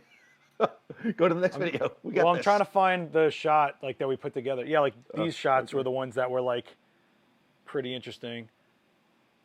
Yeah. Yeah, I was into these. Yeah. Oh no. Okay. No. 7:30. Okay. I was just having a freak out. Okay. So I'm Okay. good. I got a This date, guy- man. Oh, Jesus Christ! Enjoy that virus. What do you want me to tell you? June 1st, 2015. How you got the shot Taylor Swift? Yeah, so this was inspired. This is actually when we used to shoot the videos, like really right before they went live, like the day before. And I had seen that Taylor Swift was on the cover of Maxim, and I really liked the shot. And I couldn't, like, I saw who shot it. And I mentioned the photographer and the thing, but I couldn't find any behind the scenes videos or anything like that. And I was like, this is a very cool shot. I want to kind of recreate it. So we did our own version of it, and I talked about the process of like how you would do that, because I think people don't do this so much anymore. I think now people are like, oh, I'll just look for a video, which is what I did. But like we used to just get magazine covers and stare at them and be like, how would I do this? What could I use? You know? And that's what I did here. I broke it apart and I figured out exactly how I thought I could do it. And I created, I think, a shot that was pretty close. And with, let's see, I think was that. Sorry, I forget her name. It's in the thing. She says, put her name in there. She's super sweet, but she had a similar feel, I thought, to I mean, I say it in the video for sure.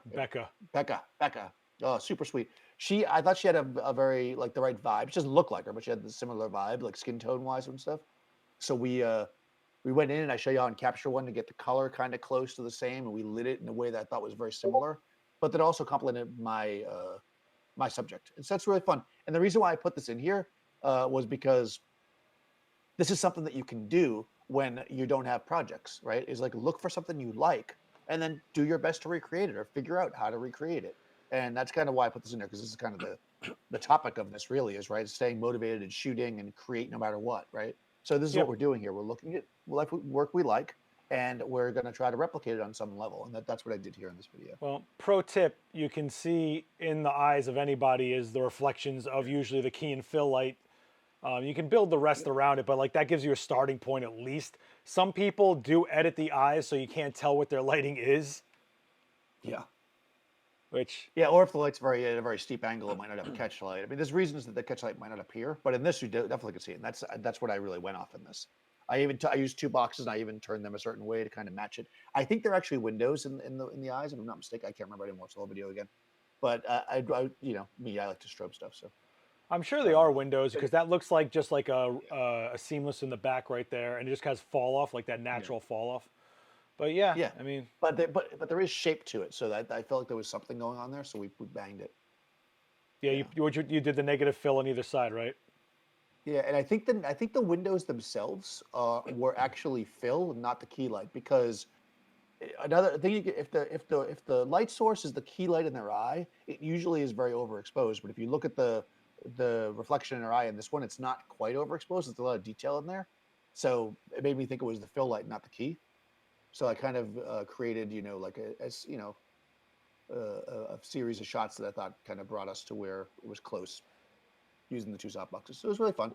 I mean, What's did up I with match that it lens? exactly? No. What's up with that lens? What's with that chrome on the edge of that lens? That's a Zeiss. That was during my manual focus periods when I could actually see. Now I'm like blind, so I can't focus anymore. I was shooting with all Zeiss lenses at the time. Very nice. La-di-da. Zeiss is nice. Yeah. La-di-da. I also did it the opposite. Yeah, we also brought her in the opposite direction because I thought her face just worked better that way.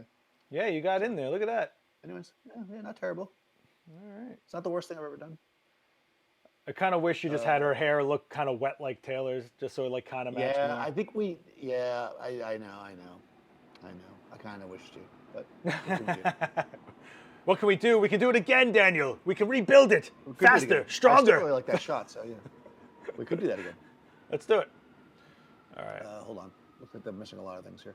Oh, this one here, I put in because this is the second to the question of can you do it with the speed light? Is can you shoot somebody who's not a young model? And I was like, yeah, let's do this. When Joe was like, let's do some videos together, I was like, this is a great subject for us to breach because Joe is, of course, the quintessential portrait photographer. And I was like, to have his knowledge and skill there with me to produce something was just super. It's an honor to work with Joe. He's so amazing. And yeah, we did the big old soft light on an older subject, and it looks beautiful.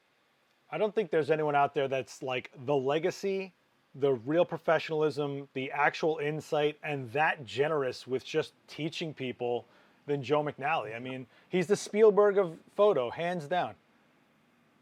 Yeah, he's amazing. And so like, it's great working with Joe. And he's awesome.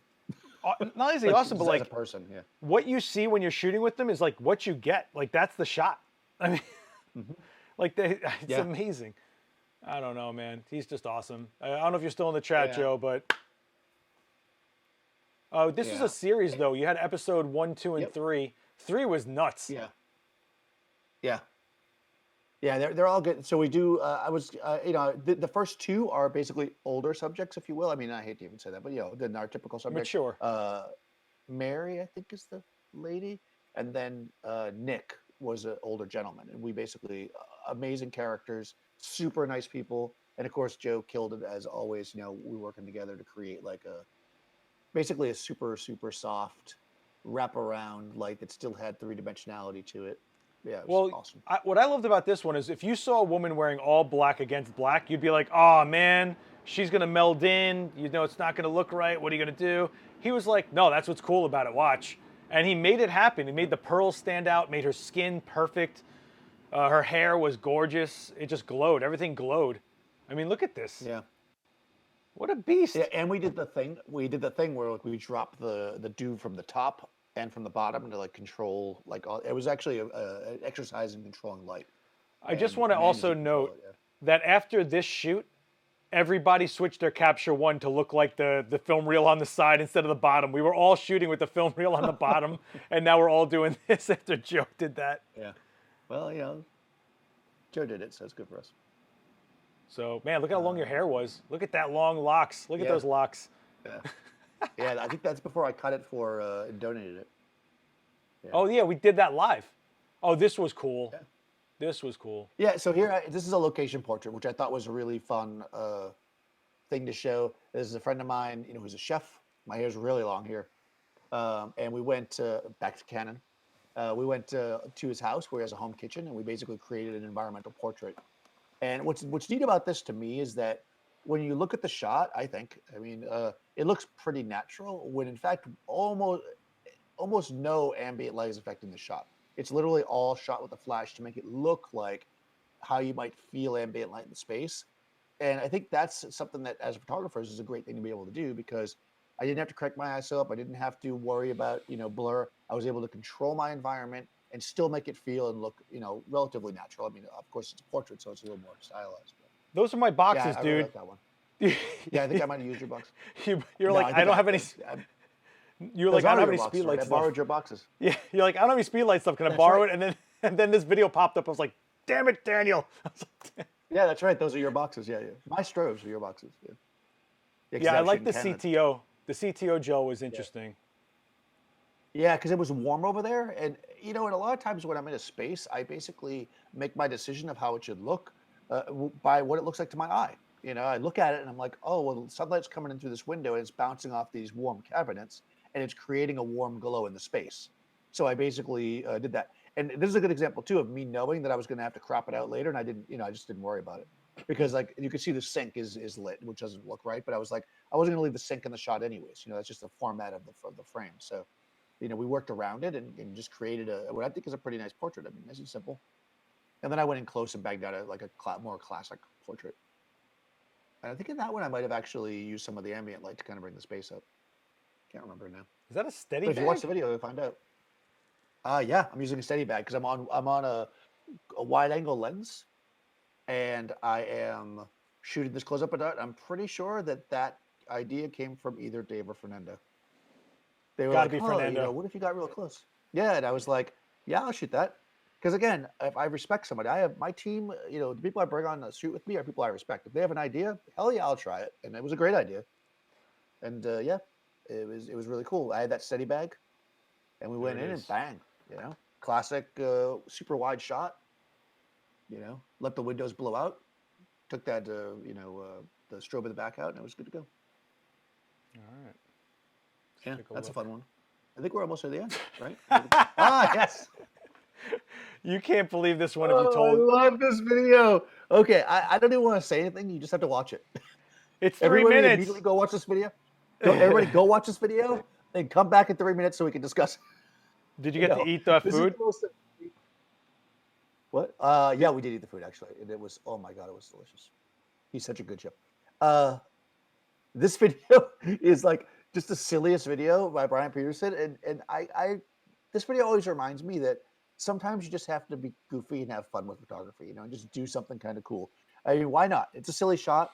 Is it the best video ever made? Is it the best shot ever made? No, but it teaches you to like play and have fun. And this is something that you could do this video. You should all go out and do this right now because it's something you don't need a lot of space and time to do. And it's just a fun, goofy thing and silly, And I love that. I love that about some of these videos. So that's why I put this one. It's one we talk about a lot actually, because it's just the silliest video. He throws the head up in the air. Oh my God, it's so good. He's like, this is without Photoshop, everyone. This is without Photoshop. And then he goes, to be fair, I did Photoshop the edge of the mannequin head. That is true. But, come on now. It's amazing. So everybody go out and do that shot. And if you don't have a mannequin head, like throw things in the air. Throw a pizza in the air. Throw a pumpkin in the air. I want to see your Brian Peterson stuff. Throw a pumpkin in the air. Oh, well, whatever God. the head could be. I don't know. Oh, my God. Oh, such a good... That video makes me smile every time. I love this video. Oh, God. So, you know which one I want to bring up that... yeah, do it. Oh, my God. I'm not going to find it. I think it's on my channel. Hold on. Boy, that old intro is just terrible. It's on a playlist on my channel. Hang on a second. This one, I think is one of my favorites ever. Is when we did this gigantic hands-on. Do you remember this? Oh yes, yeah. This was great. I mean, this space was amazing. Yep. Hold on, let me speed it up. But we had this huge penthouse. We had what, 50 people, I think. Yeah, it was a small group, relatively speaking, this giant space. We had so much gear. Oh my God, we had so much gear. Each one of those lights is $5,000. We were using 6 of them, I think. So 5 or 6 of them. I think so. Oh my God. Profoto, we had one setup that had like 7 Profoto heads in it, like $14,000 in Profoto. I just remember when I was making the list and you were like, I don't know, can we ask Profoto for that many lights? And I'm like, that's what we need. And he gave it to us.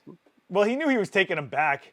But this was a really cool set. Yeah, I mean, gave it to us for the shoot. Yeah. What was really cool about this setup is that you actually shot a strobe from the floor up into the lamp to make it look like it was lit, which was super brilliant. Yep. Had a CTO gel on it. The background went blue, which was really cool. And then I remember driving myself crazy making a kitchen shoot with 10 speed lights in the photo so that you couldn't see them or needed any stands. And no one knew how to use that setup. No. Yeah, I know. This was really cool. The light thing, that was Dave. He did a great job setting that up. That was one of those situations where we were setting up so much stuff at once. And I was like, Dave, I want that light to look lit up, but we got to not have the strobe in the shot. And I came back and he figured it out. So good on him. I think it was a grid with the There was a CTO, tight grid. like you said. Yeah. So Tight the grid. It only, just shoots up into it. Yeah. yeah, because people think like light somehow illuminates air, but it doesn't. So it goes up and only reflects off of the lampshade. And then this was the 7 Profoto lights, which was just ridiculous. Yeah.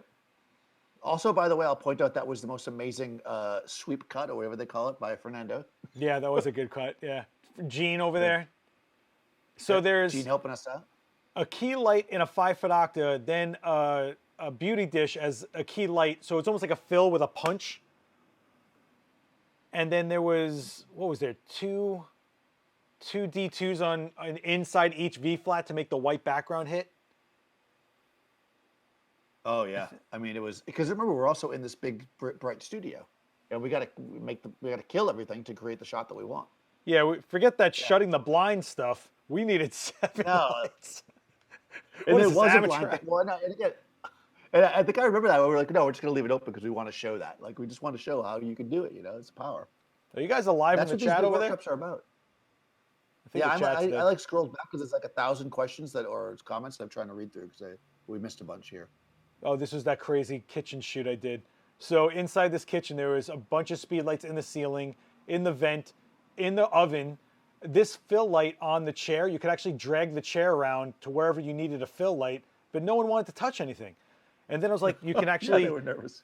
yeah. And I was like, turn on and off every group, and you get a different look. You can have just the key light. You can have a whole thing illuminated. You can have just the illumination of the space, and not him, give him a little more drama. And nobody knew how to use this setup, but it was definitely. Well, and sick. if you go roll by, see right there, you see that guy there?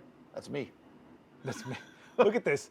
That's Look at because this. we shot it in 2 pieces, and then he basically put it together. Fernando did. He was so good. Look at this. I boosted lights inside this crevice to make this like this like blade of light. What a mess. Yeah, you killed that. Those were all those inexpensive flashpoint lights too, right? Yeah, those are like $60. I don't know. Like, yeah, something like that. A lot of tether tools grip. It took me forever to explain that setup. It was such a oh my god. I don't know why I was doing that. But yeah, then everybody went outside. Remember that? And yes. Cliff from Profoto, the legend. Yep. Unreal. Cliff was out there doing his deal. Yep. The sets with different models, photographers to shoot was nice, really nice. How did you cut down the multiple photographers giving models direction at the same time? Well, when it's strobe, they have no choice but to wait for the trigger. Right, exactly. And I want to say, like, I absolutely detest, I'll say the word detest, I'm sewing out there, like these open shoots where it's just a bunch of people standing around blasting a model. Like, that's just a silly way to organize it, and I would not want to go to a shoot like that. What we do is you're directing her, like or him, depending on the model, and that's it. It's like say we use strobes, so generally you have to be the one with the remote to be able to shoot. Otherwise, you're not getting a shot that's remotely good. Oh, Remotely good. Oh, now you have your. And by the way, in that closer, by the way, when we're there, we only had one microphone. I know, so I'm like nodding. Crack up. This one, by the way, we got to give a shout out to this one. You ready? You know which one this is. Oh, do I? Oh yes, yeah. That was. This was one of the first videos we ever did. Yeah. Oh no. So good. That was a great video. We should redo this one with the A1s. This was crazy. So we basically lit down a 12th floor stairwell, and we didn't use any light stands. We used all grip, and we shot this like vortex down, hanging my Nikon off the the edge of 12 stories. This was crazy. That's the truth. Yeah, that was actually a really fun shoot. Seth still has a white T-shirt. Yeah. Graduate past that. Yeah. We need to do a video now that you wear other than white T-shirts. Yeah, that was a great shoot. Yeah, I dropped one of your Nikon flashes, not down the hole, but on the ground. We dropped the cables. Did you drop my flash? Do you remember we dropped the cables? Oh my god, yes. She was great too. Natalie, she was a killer subject. And we got, these are the shots. I mean, although some of these are actually supposed to be verticals, but whatever. Yeah, right. Well, whatever. Yeah, she was great, and we shot down at her. And those are all speed lights and creating a flare going up, and yeah, it was really cool. It was I yeah. did really like that a lot. And this was what was triggering all the lights. Was my on-camera speed light was doing the Morse code Right. that Nikon does. The what is that Yeah, called? because it CLS. was yeah, CLS, because it was all optical, right? Because this is a pretty old video, This is a really old video. 2017. It's Yeah. before you had. Yeah, that's a great shot. It was really good. My hair's super long. I got a coffee shirt. And it's right out of camera. You can see it right there, right out of camera. Yeah, and look, we're tethered again. I always like to point that out when I'm on location because people just don't think that we do it, but yeah, that's how you do it. And then we flipped it in reverse and we did it upwards. Yep. If we can just get past this Loom Cube video. Yeah. And yeah, that's true. We only had one mic. Yep. And what was that thing? What do they call that thing? The iPad? Oh, thing? the case air. The case we were air using the thing. case air because basically we hung the camera in a place where you couldn't actually look through the camera because it was super awkward. So we were able to use the case air to look up through the thing and shoot. Where's the rigging of the camera? Oh, I guess that's it. Yeah. Yeah. It was like That's where we dropped the cable. yeah. 12 floors down. 12 floors down. Oh my God. And the guy was like, "No, I think it might be my cable." I'm like, "It says tether tools right up." oh, that guy was that crazy janitor guy. I've never seen him again. Yeah. He was like, "That might be my cell phone cable." I'm like, "Unless you have a tether tool cell phone." And he grabbed it like the instant it dropped. Like we didn't even have a chance to like.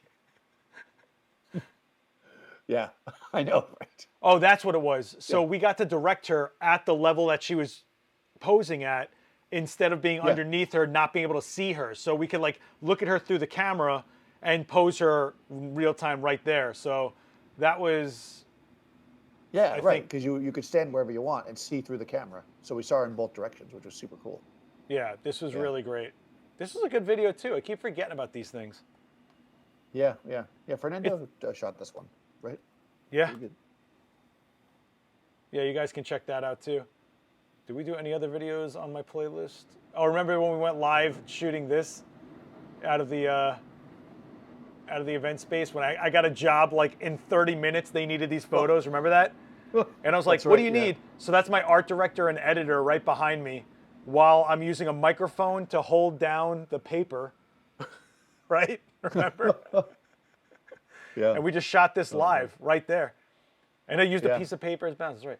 But remember I was like, Dan, I got to do this. I just got a call. They need these photos in 30 minutes. He's like, all right, I'm going to go live. Yeah. What did I use for the Mevo? Probably. Yeah, the I can't remember Mevo. what it was. Yeah. Or the Yeah, that was 4x5 fun. film. Yeah, this one was cool too. I'll put that in the chat. You guys can watch that. That's on your channel, I think, actually. I'll put that Which in the one? The chat one with too. Marissa? No, this one. The one with Marissa. Oh, the one where I stepped on your thing. You stepped on my prints. No, this wasn't that one Yeah. either. This was the one where we shot Marissa. Why can't I find the button? There it is. Okay. Yeah, We we shot shot Marissa Marissa with with- 4x5. Yeah. Yeah. Yeah. This Yeah, is a and good Gene one. worked the cam. He was So there for- too. Gene was there. For any of you guys that have been asking, do more film videos. We've done them. Trust me. I promise you, they're there. This was the one that you stepped on my print. This one. Another job that I was doing. Yeah. Look at how much gear is around us. Yeah. We use a lot of gear. Yeah, that's the truth.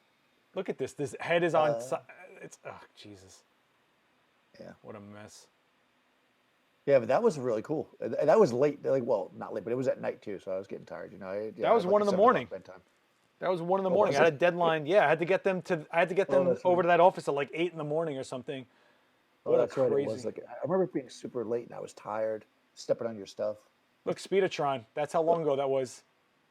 Yep. Speedotron, Lightbox that was as so the cool. background. Yeah, that was a good one too. Is this on your channel? It is on your channel. I think it's on my channel. Yeah. Yeah. I don't think you had an active channel at that point. Nah, probably not. But that brings us to today, which we have your rainbow. Where is it? Oh This yeah. one. So this one's pretty cool. This was your latest video ever. Yep. This is the last one I just did. This video was super fun to do. Shout out to Vanessa. Vanessa was in the studio with this prism, and she was like, "Look, rainbows," and I was like, "Oh yeah. Oh, what happened? Okay."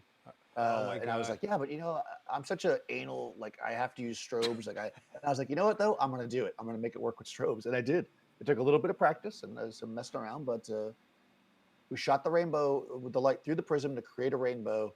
Uh, again in camera on the model to create a portrait. And yeah, I used I used a decent amount of specialized equipment, but if you need to do something, that's how you do it. And So, yeah, I used the head. And actually, this is a good example of like what you should do. Like, there's no, I mean, obviously we cut it so she was standing there at the beginning, but she wasn't there when I was figuring all this out. I went in there like I need to shoot a rainbow on this person's face, so I'm going to figure out how to do it. And Dave was with me, and we just sat there and like worked out the different angles to make it work. And then once we did, we brought our subject in, and we were able to make what we wanted to make. Yeah, uh, that's super Patty, cool. if that was about the tether tool shooting the stairwell, that was a Nikon D810, yeah. Uh, But yeah, this was a lot of science of light. yep. So watch that one because it hasn't got a lot of love yet with only 7,500 views. So I put the link in the chat. Are you guys still in the chat? I feel like you guys went dead on us, or are you just watching these videos already? they're like, we're out. Well, it's 7 o'clock. I think we're pretty good. We Yeah, went through some I good think ones. we've gone to the place that we go to, basically. Yeah. So, anyways, I guess in the scheme of things, what we're trying to do here, or the point of this, is that even though there's a lot of stuff going on in the world right now where it might be more difficult to do some of the things you were trying to do, don't stop, making your photography. Don't stop learning. Don't stop doing stuff. What's the hashtag again? Create no No matter matter what. what. So hashtag stuff. Get out there, guys. Shoot. Hashtag it with create no matter what. Make sure you also tag Adorama or hashtag Adorama, I guess. And we're figuring out ways we're going to utilize this to create kind of more of a community, world community uh, project. I don't know what the word is for that, but get out there and do it because I think there's no reason to not be shooting, even if you can't shoot exactly what you want to shoot at that moment. You can shoot something. You got a camera. There's light somewhere. There's something you can photograph. So create. See what you can do. I forgot to say at the beginning of this, but I was thinking about like when I was in actually high school, many many years ago. One of the first projects that we did was we were given a roll of 24 exposure black and white film on like a Friday, and the teacher said go out over the weekend and photograph 24 shots of your neighborhood to tell a story. Like that's the kind of thing that you can do, right? Because maybe you're normally a portrait photographer or a product photographer or a landscape photographer, and you can't travel right now or you can't do whatever. You can get out there and just do something. Document like your neighborhood, document your house, document a room in your house. Challenge yourself to create something and put it out there because I think that you could push yourself to do things you wouldn't normally have done. Not to mention, you don't have to shoot something to get a final result. You can shoot something to just try out a technique and kind of build a skill. Also true. I Yeah, mean, one thing that's kind of tricky to do that's good to practice with when you just have time is splashes. actually, Like that's getting what a we good did. splash is tricky. Yeah, exactly. Like do splashes. That's literally what we did. We didn't have something else to do. We were like, let's just make some splashes with something different. I mean, splashes are really fun. You can just take some kind of a cup, that's clear or whatever, get some water, get some food coloring or whatever, and drop stuff into it and photograph it and see how you can stop the action. You can create some really fun shots that way. Uh, what do you guys in the chat think about this format? Were you into it? Was it a nice change of pace? Do you guys want to see more stuff like this? Because we totally can do it. Let me know in the chat or in the comments if you're watching this after the fact. We'd really appreciate your feedback. Because listen, we're in the same spot you're in. We're chilling and we just want to keep on going. And we just don't think that this is any reason to stop shooting. Right. 100%. I think you want to try to keep the flow going, and we're going to. Of course, our regular videos are going to keep coming out, and we're going to try to do live things if you guys want them. We can do this and various other things. Yeah. Maybe maybe I'll try to talk Dan into doing like a live Q&A session. Yeah, we could do Q&A. Yeah, or you could check Tuesday. out us on our own channels as well. I mean, Daniel Norton Photographer on YouTube. You just saw a bunch of his videos from his channel. I'm Last X Witness on YouTube. I'll be going live on Twitch if you guys want to join me. Dan also goes live on Twitch on Sundays. Yeah, usually on Sundays. I'll try to do more of that actually too because I mostly edit, like in Capture One stuff, but we'll see what else I'll do. It's super fun. You know, I sit there and you go, actually, and if you do that, and if you're a fan of the show, usually you end up seeing the photos before they go into the video, so you can kind of get a little sneak preview of what we're doing because I obviously have to edit the photos before I make the video. You have to stay in the whole ecosystem. Right, ecosystem. I like that. All right, cool.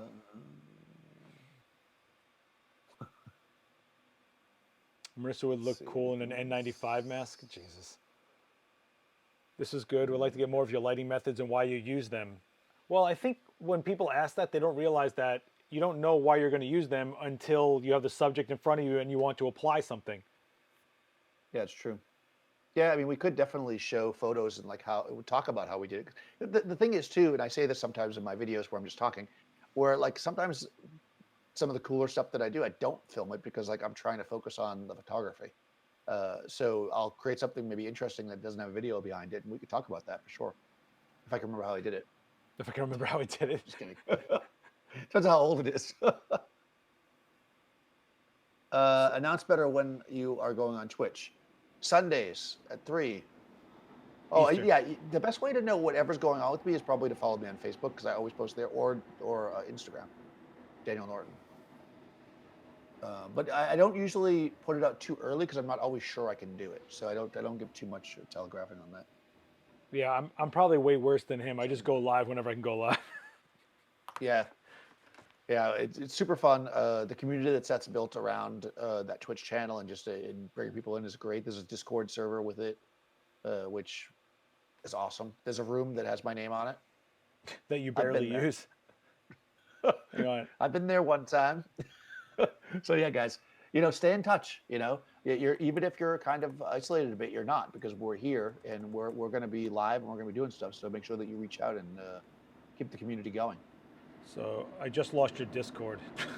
I don't know where you are. Really? Yeah, I don't know where you are. Oh, found you. Gotcha. Never mind. Oh. False alarm. Oh, you changed this. Okay. Well, anyways, let's cut off because. All right, guys. I cut my finger. Now I got to go to. What's with you and cutting this hand all the time? Jeez, man. I cut my hand all the time. I look like I'm frozen. That must have been when you said you lost me. I wonder if I can screenshot that and use it as a portrait.